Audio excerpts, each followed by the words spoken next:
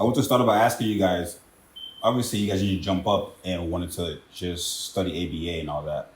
What did you think about, like, what did you think autism was when you first was getting introduced to it? What do you guys think?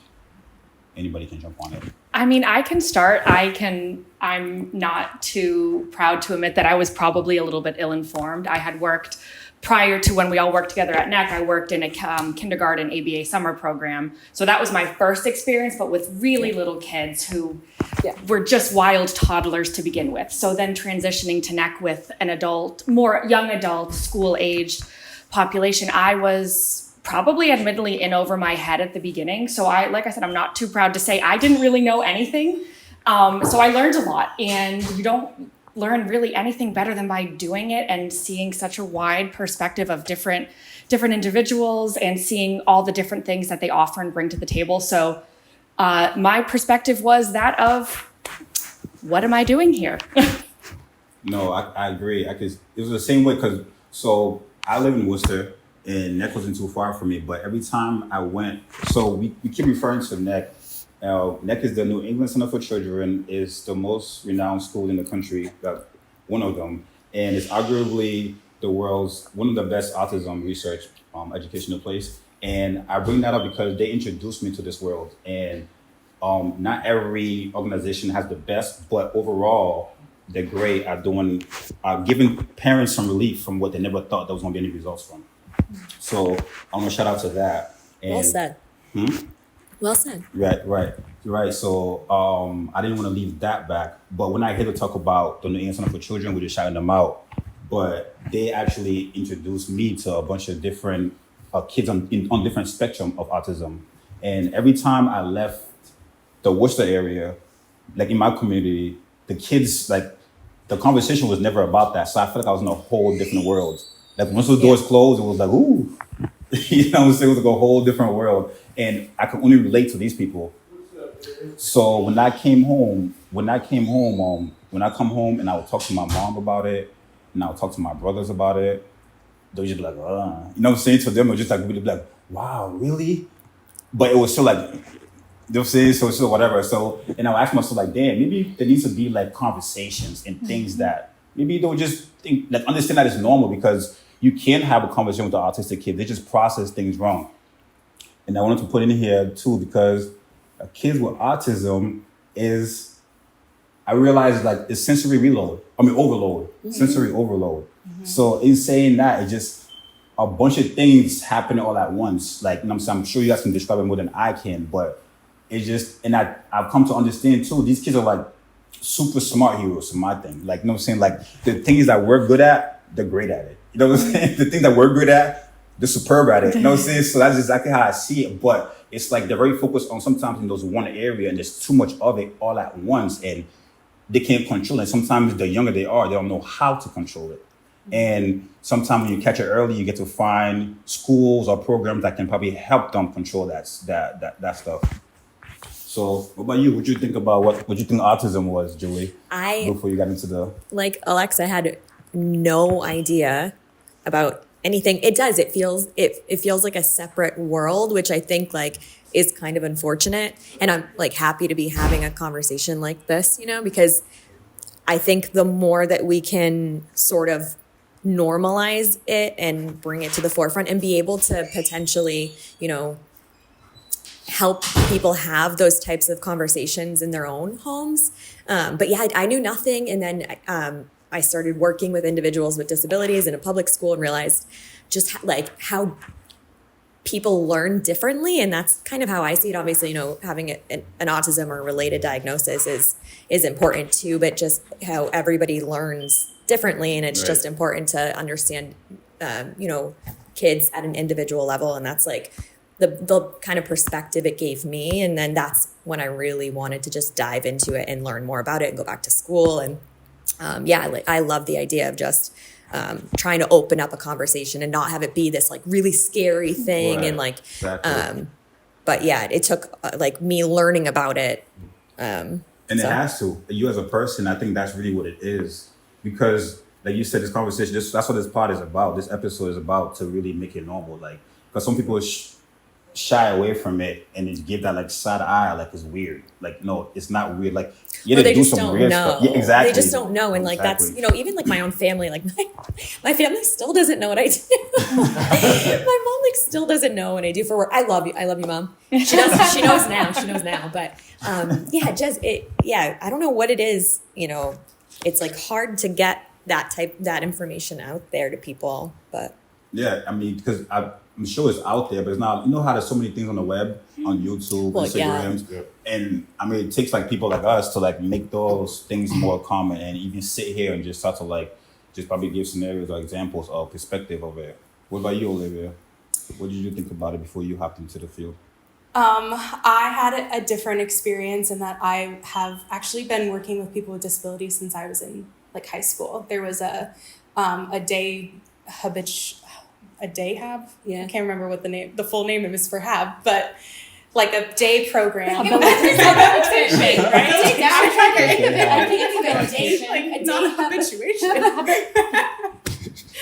Day hab. Anyway, day program. A day Yeah. program. A day program that had also a program for kids with disabilities in the town to come after school, and I worked with the kids that came there, and then I worked at some camps during college for kids with disabilities, and then working at NEC was my first job. So I had a lot of other experience, but I didn't know specifically what was autism versus like other disabilities, and I think that it's easy to tell if anybody looks a certain way, but autism isn't like something that is going to affect the way that you look. Right. So it's not like you can point to somebody and be like, oh, they have autism. So I think that like really was interesting to learn a little bit more about.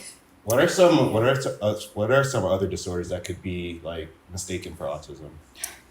So many. The list goes on. Yeah, I mean, ADHD is Okay. like a common one right now that I think a lot of people are getting like maybe misdiagnosed or like dually diagnosed with both of those. Mm-hmm. Or there's a couple other like iterations of like, there's a lot of parts of autism that can affect people in different ways. So like there's a lot of like sensory processing disorders that isn't exactly autism, but has similar like tendencies. So I mean, those are the like only things off the top of my head, but even just like learning disabilities, like as a teacher right now, there's students that don't have a specific diagnosis, like they don't really meet the criteria for autism, but they have some of the characteristics. And so they just have a learning disability, maybe not necessarily named with anything, but it kind of could seem to be autism. So it's like, it's hard to parse it apart. Yeah. And I think that's exactly what you were speaking to about it being a huge spectrum.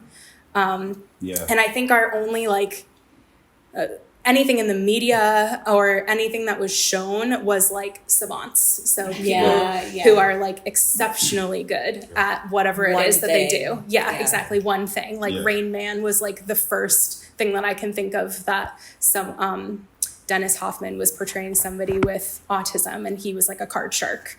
And that's like what people thought autism was. So I think maybe I thought that's what autism was until I knew better. And but I still don't know if I know.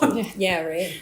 Right, because what you're saying though, it partially though, because I feel like some of the kids that we work with, they were good at certain things, but they're also good at more things when you got to add. I think like the assumption is if you have a diagnosis and you're neurodivergent in some way, that like there's something wrong with you, or that like you won't be able to learn. Like I keep crapping on my mom, but like she would always be surprised when I would tell her about stories of like my students learning. Oh yeah. I'm like, they just learn differently, and they learn maybe faster in some areas and slower in other areas. Like they're humans. They cry. They get happy. They experience emotion. So I think they can learn. It's just differently, which is a cool thing. I wish we all could teach. I wish like all of education could be like that. Because it's all about understanding. That's the thing though. Like we said, finding out about it. It's all about understanding the kid and trying to see how. Because obviously, like normal functioning people not everybody's fully, you know what I'm saying, with normal. Typical. Right, typical, right? So functioning people, you can teach them a certain way and be like, oh, you're supposed to get it this way, that. But we also come to find out, even with that, some people learn differently too. Some people learn visually, some people like, you know what I'm saying, vocal, just, you know what I'm saying, some people can learn. It's different. Like any other kid, like anybody. Exactly. Yeah. Well, I know, like with my students, we'll do like a learning styles inventory, and these are with high schoolers in the general education classroom. And then they're like, Miss, I think I learned better having you tell it to me or being able to show you by me acting. And it's like, well, yeah, and that is the world. Everyone is better at presenting and then receiving information in a variety of ways. And that is disability completely irrelevant from that. So. Right. And they consider us, those people, as normal functioning, but now, you know what I'm saying, it's just that kids with autism, it's just a little bit more attention to be paid, I guess, you know? So then we got to find out there's like using different mans, you know what I'm saying, reinforcers, just different ways you have to follow through with them. And I think another thing too that I want to put in there too, just talking about that, the conversation is when I told you guys about it, about a friend of mine who I told, I didn't tell her, but we had a conversation, and she was telling me about her sister's son that had autism, and this is why I want to talk about it more. So maybe your family member might have it, and maybe you guys might understand more about the patience and the understanding to probably help that single mother or both parents if they're there. But even if there's two parents, there's still more help will be needed. You know what I'm saying? Like, so it goes a long way. But back to what I was saying. So me and the girl, we were talking. She was talking about her sister's son, which is her nephew, and she was just talking about little things, his autistic behaviors and stuff like that. And for me being in the field for so long, I just started to talk about whatever, just sort of catch on, and I literally knew him from just talking to her on the phone. And no one on the phone, actually somewhere after the event, just having a conversation. Yeah. So, and then she was talking about it. And then after we spoke about it, I opened her eyes to a bunch of things about what her sister may be going through. And the next day or 2 days after, she called me. She was like, hey, after talking to you, I realized so many things that I called my sister, and I just told her I was proud of her, just giving her props. And she started to cry. Like, she broke down crying because she didn't think that anybody would understand. So she just closed off on the family and everybody else, just handled things on her own because she didn't think anybody understood. But after talking to me and she broke it down to her, even though her sister would try to tell her, oh, no, then she was like, no, like, I get it now after that. So that just opened my eyes more, like, dang, maybe we should talk about this. No, maybe there's people next to each other who might be able to help more or be willing to do more, because it takes a village to actually do that, and no need to shut them off.